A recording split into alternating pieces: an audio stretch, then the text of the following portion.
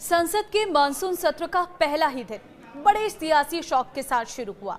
21 जुलाई की रात जगदीप धनखड़ के उपराष्ट्रपति पद के इस्तीफे देने की खबर आई और सुबह राष्ट्रपति द्रौपदी मुर्मू ने जगदीप धनखड़ का इस्तीफा स्वीकार कर लिया। गृह मंत्रालय ने इसे लेकर अधिसूचना भी जारी कर दी है। अब चुनाव आयोग ने जल्द से जल्द उपराष्ट्रपति चुनाव की बात कही है। चुनाव आयोग ने उपराष्ट्रपति चुनाव की तैयारियां शुरू कर दी है और इसको लेकर अटकलों का बाजार भी गर्म हो गया है कि जगदीप धनखड़ की जगह कौन लेगा, अगला उपराष्ट्रपति कौन होगा।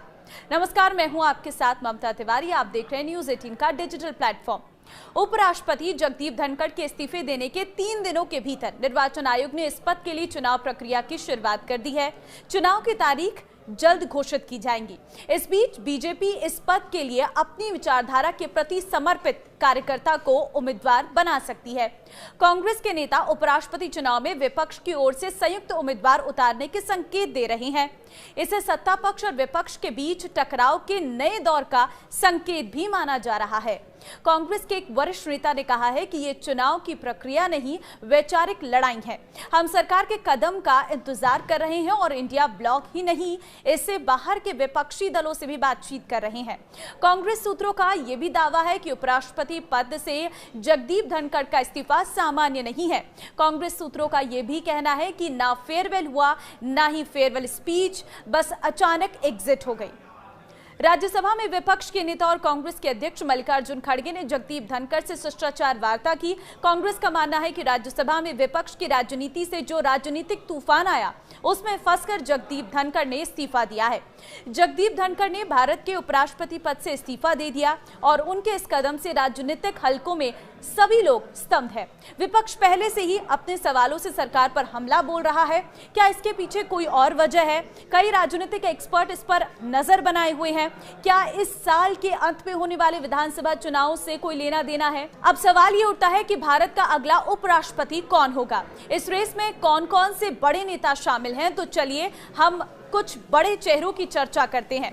सोशल मीडिया और राजनीतिक गलियारों में कई नामों को लेकर अटकलें तेज हैं, जो भारत के अगले उपराष्ट्रपति बन सकते हैं। इस रेस में बिहार के मुख्यमंत्री नीतीश कुमार सबसे आगे चल रहे हैं।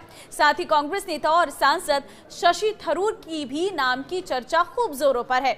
इस रेस में जेडीयू सांसद हरिवंश नारायण सिंह को भी पहली पसंद बताया जा रहा है। सोशल मीडिया पर कई नाम चल रहे हैं। कयास लगाए जा रहे हैं कि धनखड़ का उत्तराधिकारी आखिर कौन होगा। सोशल मीडिया पर या फिर इंटरनेट पर इस बात की जोरदार चर्चा हो रही है कि नीतीश कुमार अगले उपराष्ट्रपति हो सकते हैं। नीतीश कुमार का नाम आना लाजमी भी लग रहा है। इस साल बिहार विधानसभा चुनाव है। नीतीश कुमार अभी तक चुनाव में पूरी तरह से एक्टिव नहीं हुए हैं। वहीं बिहार में भारतीय जनता पार्टी मुख्यमंत्री के रूप में अपना चेहरा रखना चाहती है। मौजूदा मुख्यमंत्री को राज्य में चुनाव से पहले उपराष्ट्रपति बनाया जा सकता है। नीतीश के राज्य की राजनीति में रहते भाजपा को मुख्यमंत्री फेस मिलना मुश्किल है। ये कारण नीतीश और को उपराष्ट्रपति बनाने की दावेदारी को मजबूत करती है। मीडिया रिपोर्ट्स में जेडीयू सांसद हरिवंश नारायण सिंह को उपराष्ट्रपति पद के लिए अगली स्पष्ट पसंद बताया जा रहा है। बताया भी जा रहा है कि इस लिस्ट में सिंह का नाम सबसे आगे है, क्योंकि वे वर्तमान में राज्यसभा के उपसभापति हैं। संविधान के नियमों के अनुसार सिंह आज से धनखड़ की अनुपस्थिति में नए उपराष्ट्रपति के निर्वाचित होने तक राज्यसभा के सभापति यानी कि उपाध्यक्ष का कार्यभार संभालेंगे। सोशल मीडिया पर लोगों का कहना है कि सिंह के नीतीश कुमार और प्रधानमंत्री नरेंद्र मोदी दोनों के साथ संबंध बहुत शानदार है और इसलिए कई लोगों का ये मानना है कि एनडीए उन्हें उपराष्ट्रपति पद का उम्मीदवार बना सकता है। हाल के दिनों की घटनाओं को देखे जाएं तो शशि थरूर के बयान और एक्स पर पोस्ट या फिर 2024 लोकसभा के चुनाव में जीत के बाद शशि थरूर ने कहा था कि वो अगले चुनाव में सांसदीय का चुनाव नहीं लड़ेंगे। इससे पहले मोदी सरकार ने ऑपरेशन सिंदूर के लिए सर्वदलीय प्रतिनिधि मंडल के अमेरिका दौरे के लिए उनको चुना था। कांग्रेस के साथ थरूर के मतभेद और मोदी सरकार के साथ उनकी नजदीकियां, खासकर ऑपरेशन सिंदूर पर सरकार के आउटरीच कार्यक्रम का हिस्सा बनने के बाद पिछले कुछ दिनों में सुर्खियां बटोर रहे हैं। एक वरिष्ठ पत्रकार ने एक्स पर लिखा है कि एनडीए के 2 प्रमुख केंद्रीय मंत्री और शशि थरूर उपराष्ट्रपति पद के संभावित दावेदार हैं। आरिफ मोहम्मद खान इस समय बिहार के राज्यपाल हैं, केरल के पूर्व राज्यपाल रह चुके हैं। वो एक चर्चित और मुखर राजनेता के रूप में जाने जाते हैं। उनकी दिल्ली की यात्रा और राजनीतिक अस्थिर राजनीति में उनकी सक्रियता ने भाजपा और एनडीए गठबंधन के भीतर ये संभावना जताई है कि भाजपा नेतृत्व अपने प्रतिनिधित्व और छवि को देखते हुए ऐसे नामों पर विचार कर सकती है जो संविधान, धर्म धर्मनिरपेक्षता और सार्वजनिक संवाद के मामलों में संतुलन बना सके। तो आरिफ मोहम्मद खान की छवि एक लिबरल मुस्लिम की रही है, जिन्होंने इतिहास में शाहबानो मामले में कांग्रेस से दूरी बनाई और मुस्लिम महिलाओं के अधिकारों की आवाज उठाई है। हालांकि राजनीतिक के जानकारों का यह भी मानना है कि बीजेपी इस पर अपनी ही पार्टी के किसी वरिष्ठ और अनुभवी नेता पर दांव खेल सकती है। ऐसे में उपराष्ट्रपति की रेस में कुछ और नाम भी ऐसे हैं जो चर्चाओं में हैं। अगर बीजेपी अपने ही दल से किसी को नेता बनाती है, उपराष्ट्रपति बनाती है, तो उसमें थावरचंद गहलोत ये एक नाम है, क्योंकि बीजेपी के वरिष्ठ नेता और दलित समुदाय के प्रमुख चेहरों में से एक है।